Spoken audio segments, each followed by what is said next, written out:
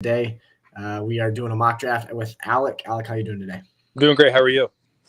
I'm pretty good. I am ready to mock draft, though. I know we recorded one last week. We had some technical difficulties with getting the video, so we were not able to upload that. But we're just going live now, and we're ready to go. Would you like odd picks or even picks? I'll let you pick.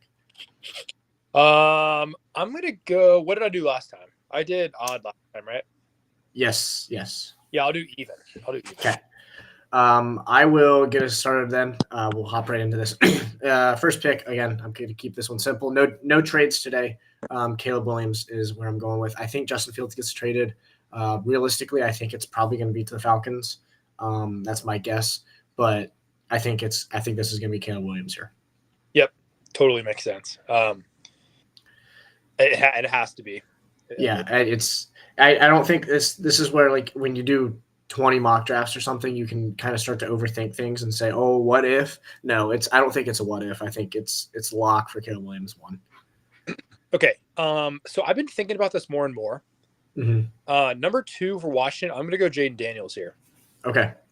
I really think that his combine and pro day could jump him over Drake May. I'm not saying that he's a better prospect than Drake May.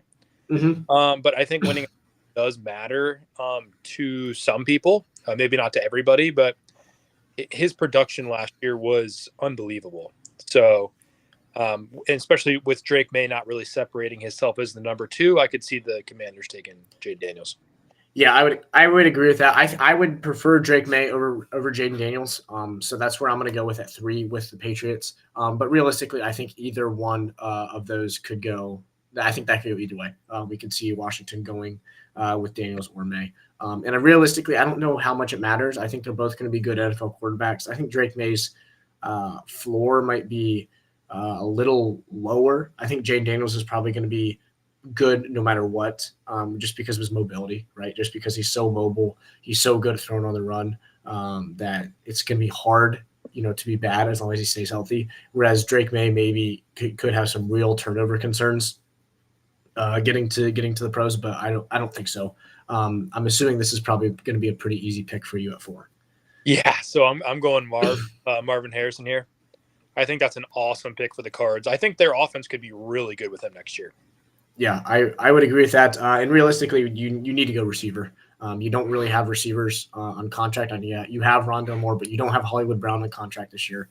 I think that you need to secure a receiver, and you're getting a generational talent there at that position. And here's, I think, where the draft really starts. I think that's what we've been saying at 5. Maybe you could have some mix-up between, Drake May, Jaden Daniels at 2 and 3. But here's where, there's actually several people that could be taken. And the 2 people I'm really pondering here is Malik Neighbors and Brock Bowers. I really don't know which one to go with. I think once you get past the Chargers here, Brock Bowers could really start to fall because you look at the teams and they really don't need tight ends. The need for tight end is not there, and I don't think that they're willing to pay that risk. But I am going to go with Malik Neighbors today. Realistically, I think that outside of if Marvin wasn't in this draft, Malik Neighbors would be raved about as the best wide receiver prospect. I mean, the dude's a stud. He gives me Jamar Chase vibes. I'm not just saying that because he's an LSU guy, but I'm saying it because he can catch any pass no matter what the circumstances, whether it's a contested ball, 30 yards downfield, whether it's, a jump ball 40 yards downfield, whether it's a slant. And when he gets the ball in his hand, he's electric. I mean, it is a slant to the house. It's a 5-yard comeback route that he breaks 2 tackles and now he's gone. And the route running is exquisite as well. I mean, there's several times you're watching film on him and he's got 15, 20 yards of space. And it's like that you should not have 15, 20 yards in man-to-man coverage. Yeah. So I mean, he's a stud. And if realistically, I know I'm getting into your pick here at 6. If Bowers goes at 5, I think Neighbors is there at 6. Yep. But over to you at 6 now. Yeah, I think as fantasy owners, I don't want to see from a football fan perspective Malik Neighbors go to the Giants. I just don't want that. Mm-hmm. But so I think the Giants here, Evan Neal, their right tackle, has been really bad. He was drafted really high. I think they might go tackle here. I'm going to go Joe Alt here. Okay. I think he could play right tackle. Andrew Thomas has been really good at left tackle.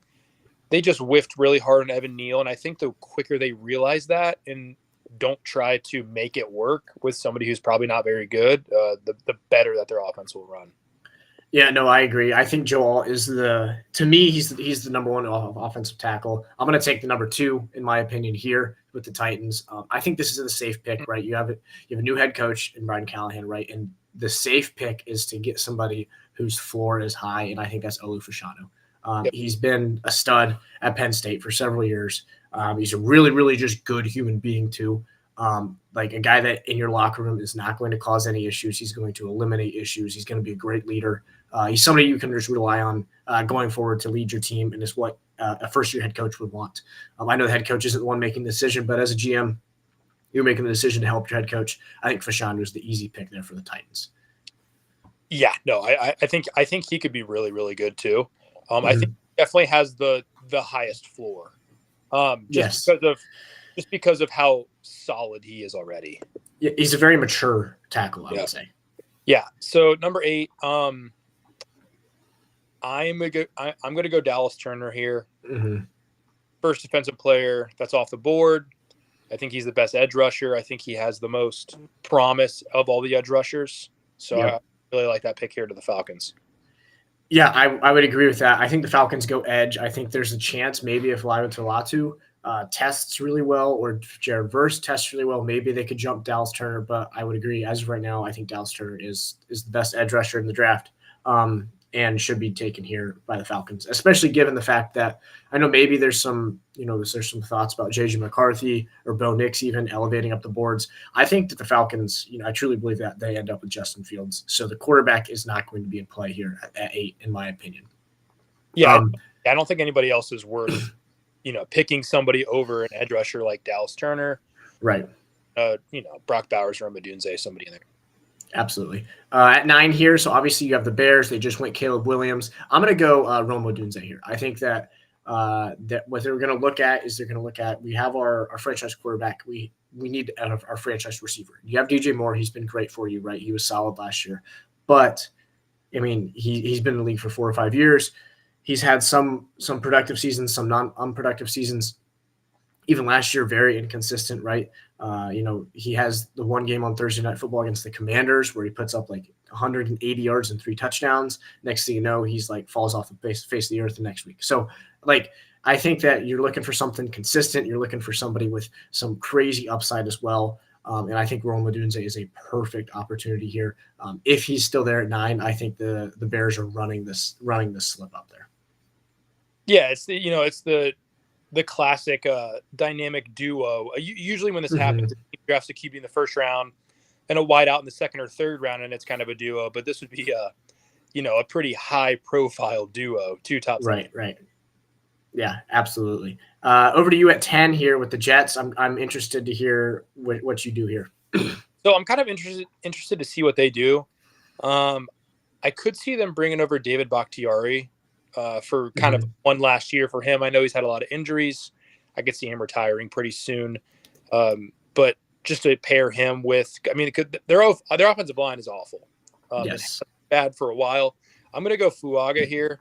Yes. Oregon State. I think this makes sense. Even if you do bring in David Bakhtiari, you could slide this guy out to right tackle. I think he's versatile. I think this is the best pick for them right here. Yeah, and Joe Douglas, I agree. I think this is a pretty much outside of the first 4 picks. If you had to give me, a $10 bet to say what team is going to pick this, like a certain player, I would go Jets with Talise Fuaga, because Joe Douglas loved him at the Senior Bowl. Loved him, and it just fits a need so well. Realistically, I don't think he's going to be off the board. I don't looking at this, I think Fashanu and all are 1 and 2 pretty clearly. And I don't think we see 3 offensive tackles taken in the first 9 picks. So I think that Fuaga is going to be there pretty much either way. So I love the pick there as well. Going to 11 here. Vikings truly do have a lot of needs. I'm going to go Jared Verse here. I think that they'd probably lose Daniel Hunter in the offseason. And you try to draft his replacement immediately, and I think that's Jared Verse. Very versatile, very, very good pass rusher, extremely productive at Florida State this past season. He had some slumps in a couple game slumps, but when he was on, he was on. And I think that sort of potential is what the Vikings are going to see and really, really want, especially as a direct replacement for Daniel Hunter. Yep. Yeah, I like that a lot. I think he's going to test well too. So I mean, yes. Also, is the last pre-combine mock draft that we'll do. Mm-hmm. Really nice next week when we do one to see all the combine numbers, the measurables, stuff like that. Right. Okay, so I know we had talked about this last week, and I really see it more and more, kind of as we're going on. I think the Broncos are going to fall in love with the QB. I don't know if it's Bo Nix. I don't know if it's going to be JJ McCarthy. I don't think it's going to be Michael Penix, but you never know.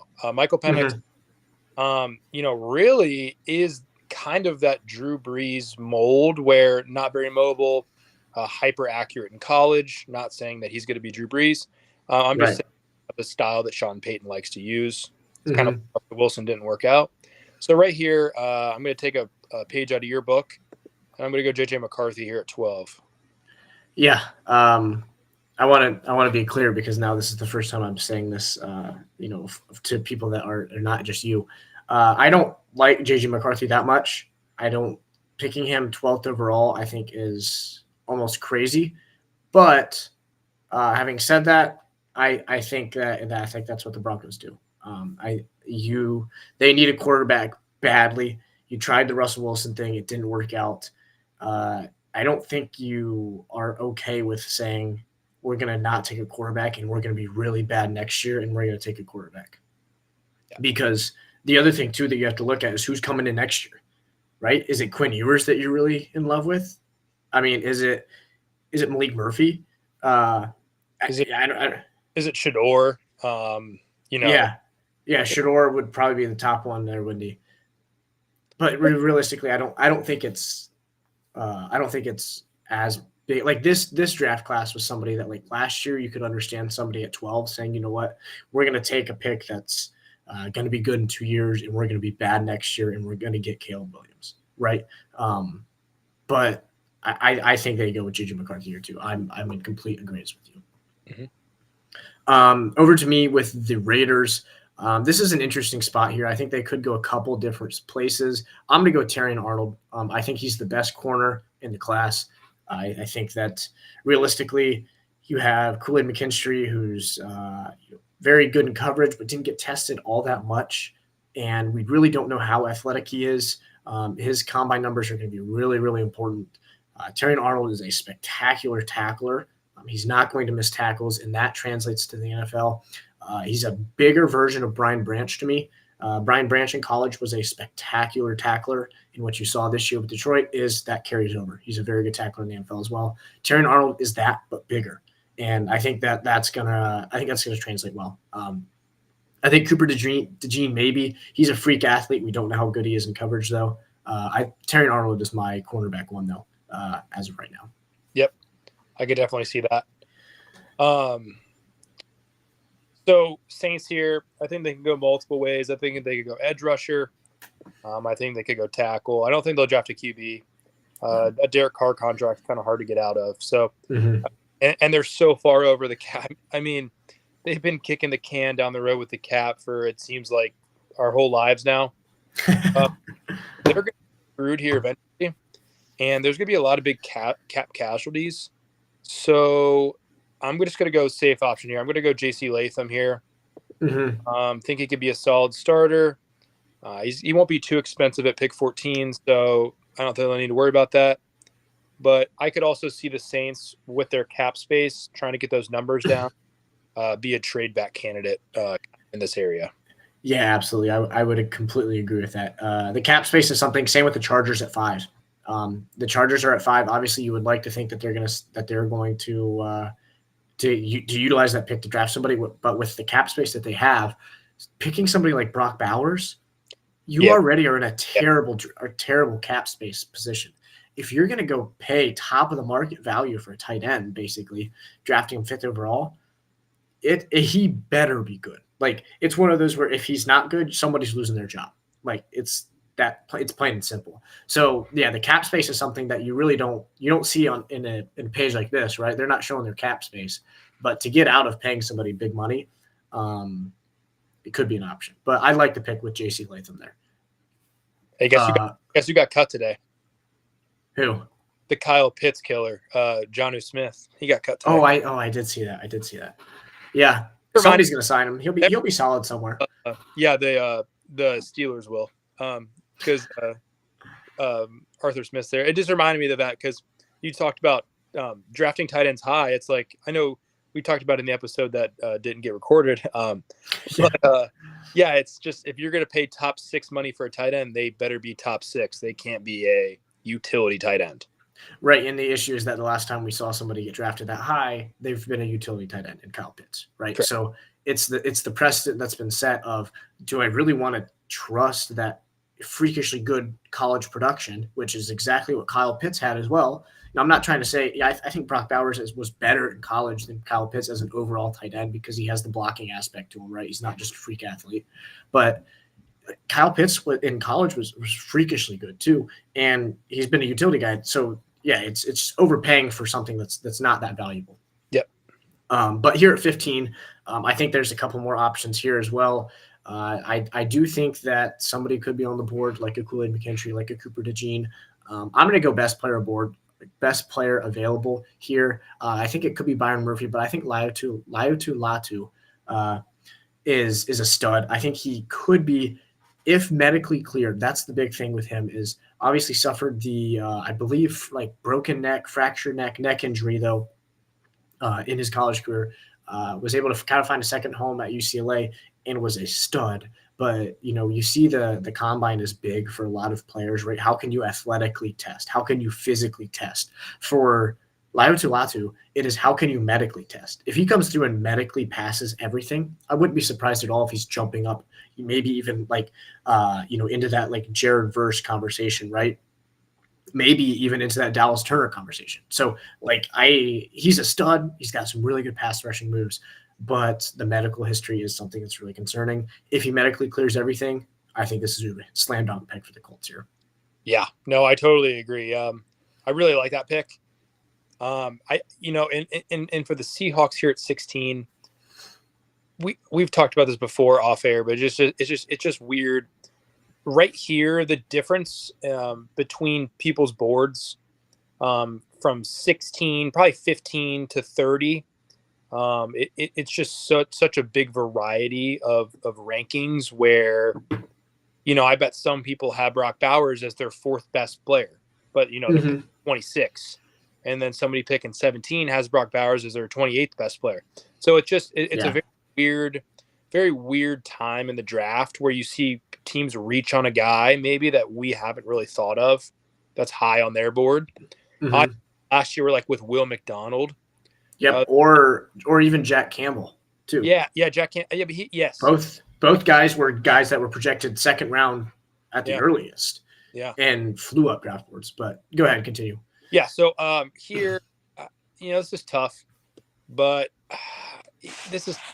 I'm gonna go JPJ here. I think center. Really think he could be really solid for the Seahawks. Their interior line has been bad for a while, and to kind of shore up, just to give Geno Smith kind of a one last try with Kenneth Walker and Charbonnet and kind of Tyler Lockett on his way out soon. I think a positive, good center could kind of spark them. Yeah, JPJ I think is going to be a great pick for wherever he goes. And I also think that center is becoming more of a valuable position again. For a while, it wasn't that. Every good team now has a pretty good center. Yes. The Chiefs, Creed Humphrey. If Creed Humphrey was in this draft, he would go a lot higher than he did. So late second. So it's just a little different, but No, I agree with you. I think JPJ is a solid pick there. I fully believe that you picked JPJ there instead of Brock Bowers so that you can pick Brock Bowers at 18 for your Bengals. Because of that, I'm going to draft him here. No, I'm just kidding. But realistically, the Jaguars have some solid defensive needs. I think if Latu is there, I would expect them to take Latu. Obviously, I think I'm going to go corner here. There's a couple different names that ring a bell. Cooper DeJean's there, Kool-Aid McKinstry's there. I'm going to go with Kool-Aid McKinstry. I also think Quinyon Mitchell is somebody to keep their eye on through the combine. He's somebody that could have an elite combine. He had a great Senior Bowl, so I wouldn't be surprised at all if he went off. Also, somebody to keep your eye on is Chop Robinson. I might throw him in there later in that first round. But just speaking of edge rushers, this dude is a freak athlete. I mean, he is a spark plug. And the combine is exactly where you showcase that, right? That's where you put a vertical jump of 44 inches up there, right? And a broad jump of 10.6. And everyone's like, whoa, like this dude truly is a freak. So I could see Chop Robinson flying up sports. I don't think he flies up into like the top 15 range, but kind of just somebody to keep your eye on. Yeah, Chop Robinson was also a name, last year, 2 years ago, people were saying, oh, top 10 pick. Mm-hmm. And maybe the production hasn't been there as much as people thought, like Dallas Turner was right away. He had 9 like freshman year. Mm-hmm. He go to Alabama. I mean, that has some worth to it. Right. But he does have that raw potential where, it is like and I know Tyree Wilson went in the top 10, but it's like a Tyree Wilson or a Will McDonald where they do have that talent. Mm-hmm. And it might take a couple years, but it is there. And if it's used right, I mean, he's a 12+ a year sack guy. Yes. And somebody that has a lot bigger impact than sacks because of he's really, really quick. So you think of like a QB contain. He's like the impact is going to be beyond there. The screen pass, getting down the field, making a tackle. Like there's a lot of impacts that he can make on the field outside of sacks, but his pass rushing ability is pass rushing potential, I should say, is pretty crazy as well. But over to you here at 18. I have a feeling I know where this pick is going. Yeah, so I'm gonna go Jatavian Sanders. I'm gonna go Brock Bowers here. Say that as a Bengals fan, but if the Bengals get Brock Bowers, I really, and this is like me wanting Jahmyr Gibbs last year. It's not gonna. It's like the Nick Saban quote is not gonna happen. So quit asking. It's not gonna happen. Kind of like I was like, oh my god, if we got Jahmyr Gibbs last year, like Super Bowl, which might have happened, but it's just like Brock Bowers would make any offense better. Yes. So obviously, if he's here at 18, great. He probably won't be, but I think him on that Bengals offense would make them, who would have thought the Lions would actually have a top offense 3 years ago? But I would say it'd be the Bengals, the Chiefs, the Lions, up there in the upper echelon. Yes. No, I would agree. I also think that at 18, you guys will not get him there. I could see you guys getting him at 14 or 15 and trading up to get him. But I don't – the talent that Brock Bowers has, I know we talked about cap space, and there's teams that maybe don't want to pay that cap. There are teams that do and have the cap space available, like the Bengals. Bengals is a perfect fit, right? Perfect example. You have the cap space. You are able to go – to trade up. You have some capital to do that. You obviously have the salary cap to do it. He's a stud. He might fall in the draft, but I think that whoever picks him, I would expect to see them trading up to get him if he falls out of top 5. Because, we said earlier that once you get beyond the Chargers, he could really plummet. No, it is crazy to talk about.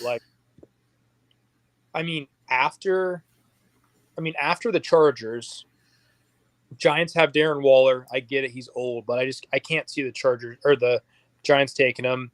Titans have way too many needs. They just have a bad roster. Mm-hmm.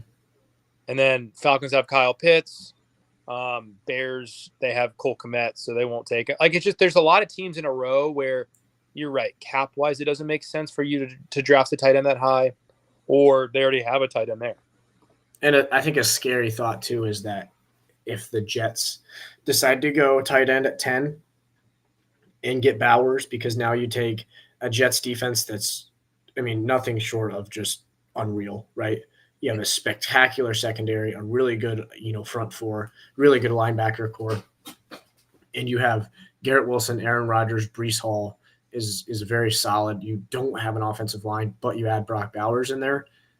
It's a very, very good offense. Very good offense. So outside of the offensive line, very good team. But I would agree. There's really just not teams that are great fits. Yeah. After the Chargers, they're at 5. Coming to me at 19 with the Rams.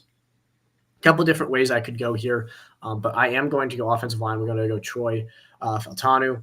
I think he's might be one of, if not the best run blocker in this draft. He's a stud of a run blocker. I think that with Kyron Williams, they're going to look to utilize that. Obviously, they used him a ton last year. They'd love to run the ball. Stafford's getting older. I just think you need to secure your offensive line. You need to protect your quarterback. Obviously, he's not going to get any more mobile, so you need to keep that pocket clean for him. And they've shown too, when the pocket's clean, he's going to pick teams apart. You have Cup, you have Puka. Obviously, Kyron Williams is plenty capable out of the backfield. Tyler Higbee's a solid option as well. Tutu Atwell had a really good, solid season this past year. Guys like Demarcus Robinson, stepping up. So there's plenty of weapons on that offense. They're going to put up points, but you got to keep the pocket clean, because if they're getting to Stafford, you're not going to put up points. But I think this is where they go here.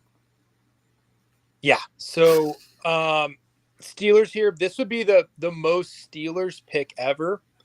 This would also be the most Ravens pick ever. They never miss on first round. They just don't, unless it's Kenny Pickett. They just usually miss on high draft picks. I'm going to go Cooper DeJean here. The Steelers defense would, objectively from an NFL standpoint, would be awesome for Cooper DeJean to play in. He can in multiple spots. He's remember that when Mike Hilton played on the Steelers, he was unbelievable. He was an all-pro slot corner, kind of moved all around, blitzed, also played on the outside. Cooper DeJean can play anywhere he wants on defense. Kind of just that Swiss Army knife of the defensive player. Yeah, I would agree. He utilized well in Pittsburgh. Yes, I would agree. I think DeJean's going to be a stud wherever he goes. But I would agree. The Pittsburgh Steelers are a great fit for him. Over to me at 21 here. I'm going to stay offensive line. I think there's a couple guys I could go, right? Amarius Mims is one. Graham Barton is one. He's a little bit more of a project than what the Dolphins want. I'm going to go Amarius Mims. I think if you look at their team, you only have Tyreek Hill on contract for, I think, 2 more years. You have, obviously have Waddle to a solid young core, but you don't want to draft a tackle that you're looking 2 years down the line for him to really be a stud. And that's what I think Graham Barton is to me.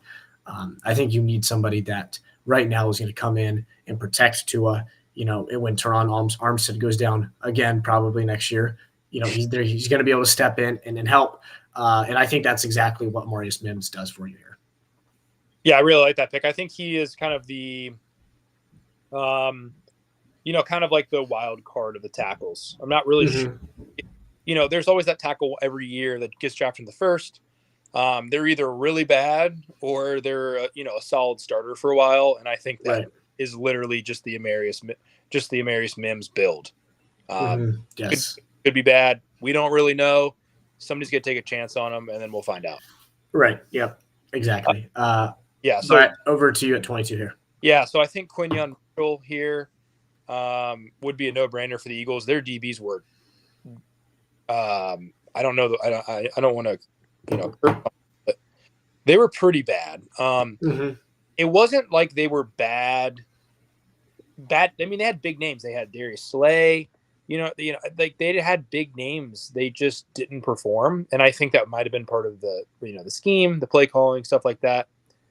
But anything to add to their cornerback room, if they have good corners, their defense is actually pretty good. Yeah. Well, your front seven is great. The front seven's great. They definitely need linebackers as well. They were using a couple of practice squad guys. I mean, Nick Morrow was getting a lot of snaps at linebacker with Zach.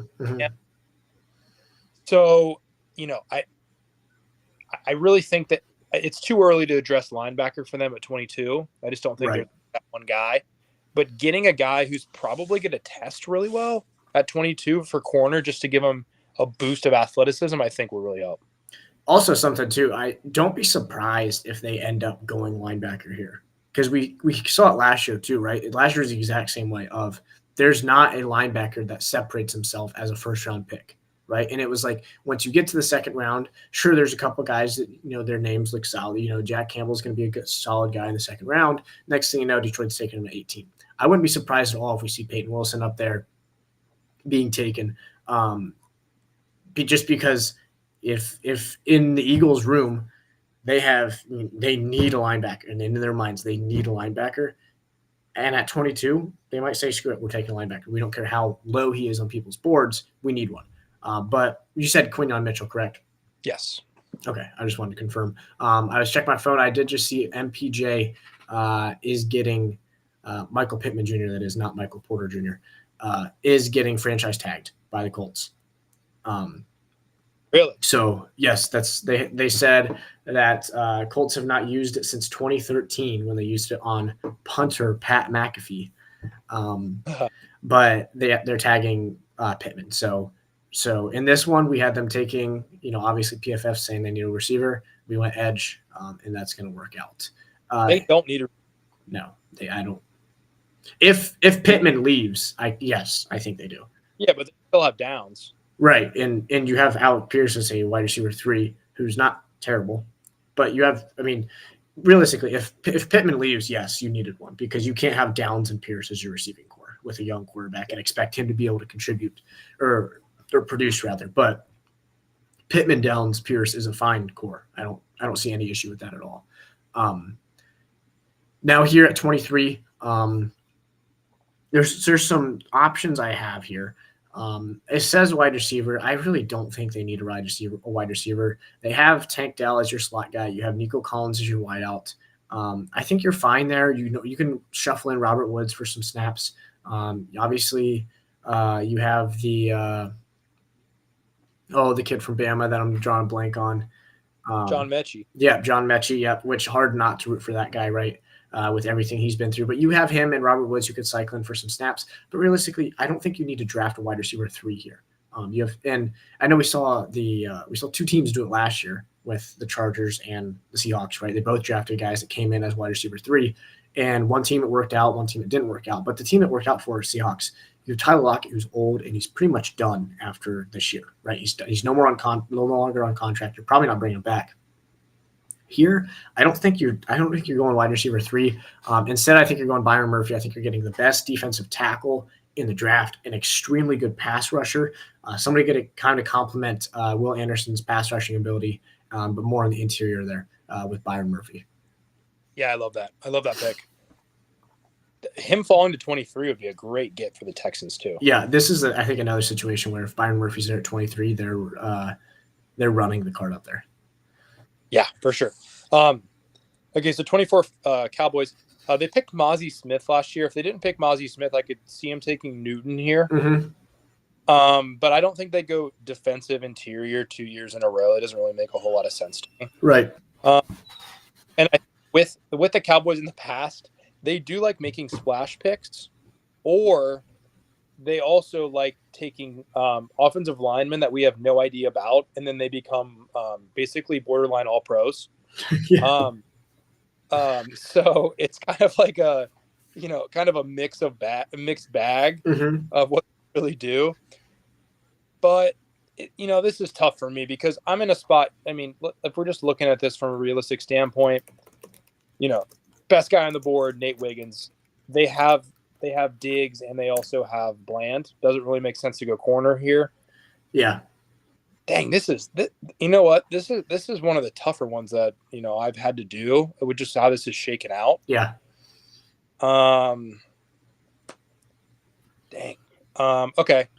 So they have CeeDee Lamb. I think that I'm a very big fan of Troy Franklin. Yeah. I think Troy Franklin is going to be a speed demon at the combine. And I think it's going to be really hard for them. And I know they're kind of loaded at wideout. but I'm going to go Troy Franklin here. Yeah, I don't think it's a bad pick. Honestly, realistically, I could see them going Graham Barton and saying we feel like we can mold him into the tackle that you see like Tyrone Smith, and we feel like we can mold him into that. But I also think that Jerry Jones loves Dak Prescott. Although this offseason he's come out and said that Dak Prescott basically has to play better, I would not be surprised at all to see McCarthy say, you know what, I want my offense to be putting up absurd numbers. That's what I want. And how do you do that? You add somebody like Troy Franklin in, right? Very similar to CeeDee Lamb. The only thing is that CeeDee Lamb is really hard to guard. CeeDee Lamb times 2. Not saying that Troy Franklin's going to be as good as CeeDee Lamb, but if you had two guys that are similar, right? They're the lightning fast speed, they catch a slant and take off. The every route is in their route tree. That's dangerous. And I think that's exactly what Troy Franklin provides. Here at 25, this is where it gets a little bit tough for me too. I'm going to end up going with Newton. So back-to-back defensive tackles for me as far as my picks. I think Newton falling this low, the drop-off from defensive tackles that you get here from Murphy and Newton is pretty big. I think the next one that you're getting is probably the other kid out of Texas. In my opinion, T'Vondre Sweat. I know Chris Jenkins. They got a couple other guys up here. I think T'Vondre Sweat's number 3, to just at least to me. But the drop off's big either way. I think that the Packers are going to establish, stopping the run, and that's what Jersey London really helps with. Yeah, no. Newton could be very good. Mm-hmm. We also could see him go anywhere from the mid-teens to probably now at 25. Yep. I think he's one of those guys that is kind of like volatile on draft day. Yes. Depending on his pro day, combine, his numbers, things like that. And then also, if there's a run on wideouts, maybe he's the best defensive guy on a team's on one team's board, and he goes earlier. You just really never know. But I know we talked about Chop Robinson earlier. I'm going to go Chop Robinson here at 26. Love that.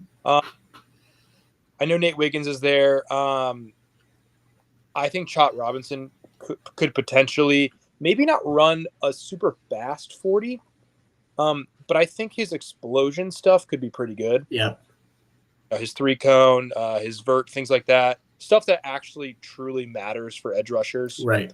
Looking at the data and kind of what translates. So if Chop Robinson, and it'll be interesting to see after the combine, maybe he does it. Maybe he's trash. Right. Maybe he has a trash combine, but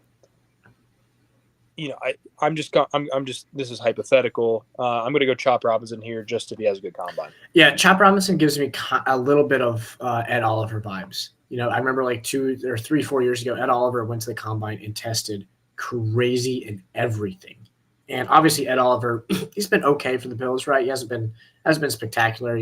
Given where he was, I think he was picked top 10 or so. Yeah, he had best year. He like doubled his sack total this last year. He had like as many sacks in this last year as he had like his first 4 years. Mm-hmm. But also, like you're right, he's just a freak athlete. Yes. So I think maybe that might have a little bit of people shy away because just raw athleticism maybe hasn't worked. But at the same time, the numbers are that he's going to put up at the combine, I feel like, are going to be very attractive. Mm-hmm. Here at 27, you have the Cardinals. Obviously, we go Marvin Harrison Jr. earlier. It's got offensive line on there. Obviously, you get Paris Johnson Jr. there last year. And he's going to be great for him. There's a couple other places you could go here. This is going to be uncharted territory here, and I'm going to do something that is probably never going to happen, but I like the look of it here. And I'm going to go Brian Thomas Jr. And I'm going to go 2 receivers drafted in the first round. And I'm going to say Hollywood Brown's not coming back. You have an okay defense, really not great, but an okay. But you need to be able to put up points. And you are giving Kyler Murray what he has pretty much never had in multiple really good receiving options. He had D-Hop, and they were solid, very solid with D-Hop. You're giving him now 2 extremely good threats. Brian Thomas Jr. can stretch the defense with the best of them. I think this is probably unrealistic, but there's a chance that it happens. And I figured we might as well throw it in there for this mock draft. Dude, I'm being real serious here. If the Cardinals had Marvin Harrison Jr., Brian Thomas Jr., Trey McBride, and they bring back James Conner, that offense is really good. Yeah. Really, really good. Yeah. Okay, so 28 here. So I actually was going to take Brian Thomas Jr. on the Bills here. I think that would have been a great fit. Yeah. So this is tough because I really think they're going to take a receiver here. Mm-hmm. I don't think it's going to be Ladd McConkey, though. Yep, I would agree. Ladd McConkey is one of the people on PFF that is like extremely high on PFF's boards, and it's like I don't like looking at the receivers. I think he goes like I think Mitchell and Coleman both go before McConkey, like pretty comfortably. Yeah, so I'm going to go Mitchell here. Yeah, I'm going to go Don here. I could really see him sneaking into the first round. I mean, he's barely 21. He's 21.3 years old. He's 6'4". He kind of fits that Gabe Davis role. Mm-hmm. He's got a lot of talent. He played pretty well at Texas. I know the PFF grades aren't very good, but sometimes PFF grades can be a little miscued, I think. Yeah, I would agree. But I could definitely see them taking a wideout, and it would either be, in my opinion, Coleman or Mitchell here. Yeah, well, I think both of those guys kind of fit what your offense does. In that Josh Allen, what he does is he loves to launch the ball downfield. He has great arm talent. Don't get me wrong, but he has plenty of arm punts. Which say what you want about, he turns the ball over a lot. On 3rd and 12, if you're gonna throw a pick 55 yards downfield and your receiver's gonna make a tackle right away, it's just a good punt. But at the same time, Keon Coleman and Mitchell are both guys that you throw the ball 55 yards downfield and just a jump ball, guys that can come down with it, right? I got to be careful here because I don't want to compare him to Calvin Johnson at all. But as a Lions fan, I remember watching that plenty of Stafford just leaning back and throwing the ball as far as he could downfield. And sure enough, Calvin Johnson comes down with it. Adonai Mitchell and Keon Coleman are that type of athlete. They're obviously not that level, but they're guys that you throw 4 or 5 to them, they might come down with 1 or 2. And if you can get that, they don't have that, especially if Gabe Davis is going to leave. You don't have that on your team. I love Adonai Mitchell to the Bills there.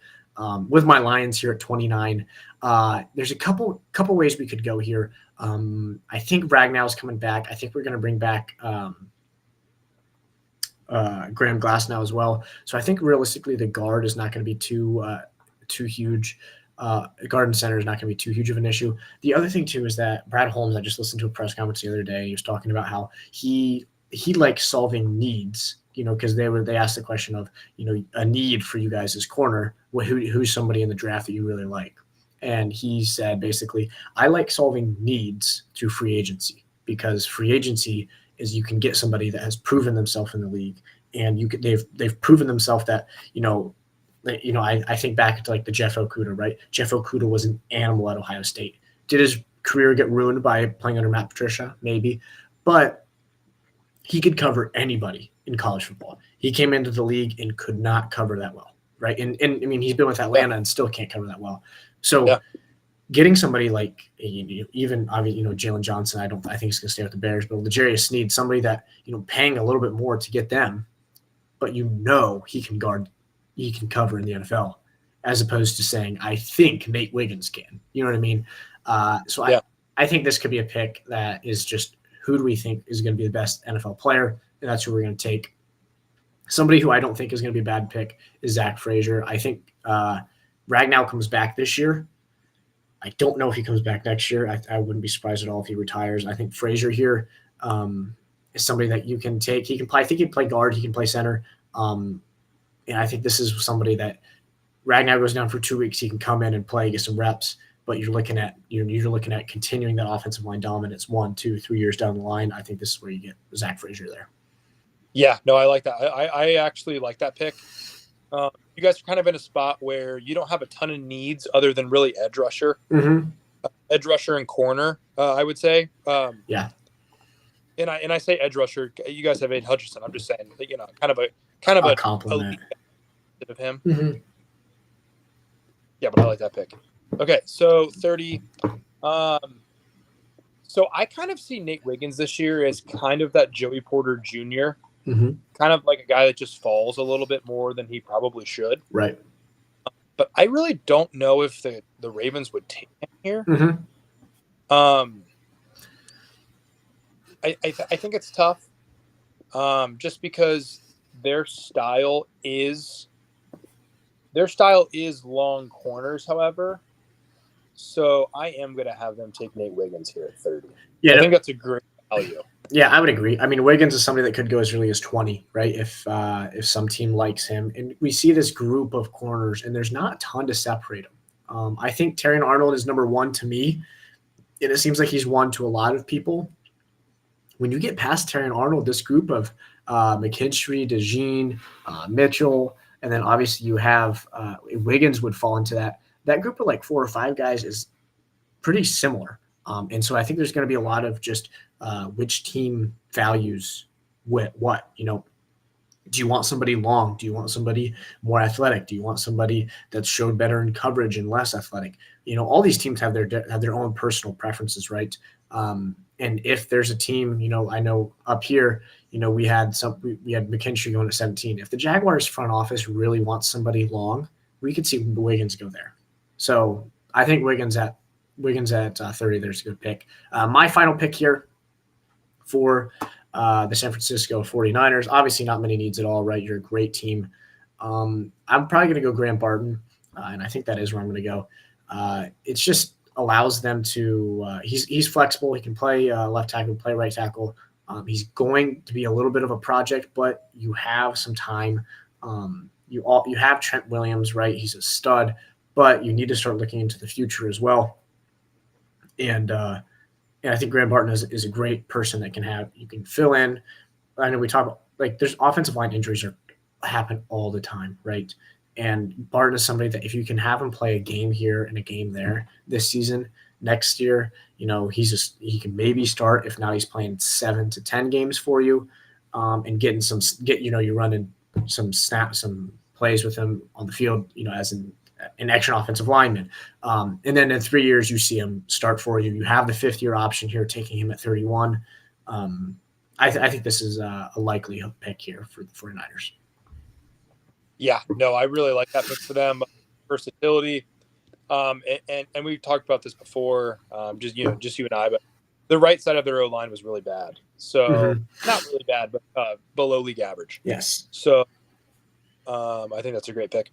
So Chiefs here, I was thinking all day when we were doing this, I was going to go probably a wide receiver here, but they said that, they're going to tag L'Jarius Sneed, and they let it. Kind of some recent news here. I just saw a tweet. Yeah, they're going to let him seek a trade. Yeah, and I just saw a thing that said the Chiefs are, quote, preparing for life without L'Jarius Sneed. Yeah, he's gone. He's gone for sure. They don't have enough money to pay. Yeah, I would agree. Yeah. So, and they have McDuffie. This is kind of the same space where they took McDuffie 2 years ago. Mm-hmm. I think 2 years ago. Yep. Where they get a corner who kind of falls, kind of fits their system. I'm thinking Rakestraw here. Yeah. That's where I'm heading. But I can't pass it up. So I'm going to take Keon Coleman here. All right, I selected Rakestraw for you there, but we'll act like I didn't. The reason I think Coleman, though, just because the small wideout game has not been working for them. No. So why not draft a guy who's not even 21 years old yet and is just a freak, and then just throw him in there with Patrick Mahomes and see what happens? Yeah, no, Keon Coleman is an absolute freak athlete. I mean, people forget he played football and basketball at Michigan State. Like, now he didn't really play for basketball, right? Obviously, he's a stud of a football player, but he had a spot on their team. He's a stud of just an athlete. And the small receiver option has not been working, and you need some pass catching help because Kelsey is going to regress, I think, here soon. Yeah, and Michigan State basketball is not very good, but if they were, if they were, they wouldn't have lost to Ohio State on a buzzer. But I know I can't, I have no room. I can't talk at all. I have no room to. The only thing I could say is that we did make the Sweet 16 last year while you guys were at home. That's the only thing I can say. My favorite part about that whole thing when we saw each other on Sunday night because we played a men's basketball league, and Josh was telling me how how bad our record was, and then you check the tape. Ohio State has one less win than Michigan State does, so I'm not really sure where those wins are adding up or not adding up. I was talking about your out of conference play though. No, a lot of Q4 wins. Yeah, a lot of but either way, this has been a really good mock draft. Obviously, a ton of stuff is going to shift, especially from this week to next week, as we have, like we were just talking about L'Jarius Sneed. We're going to see trades. The combine's going to shift a ton of stuff, right? We had Chomp Robinson going early today. We had him going at 26. If he tests terribly, he will not be in the first round of our next draft. I can promise you that. So for the next two ones, so next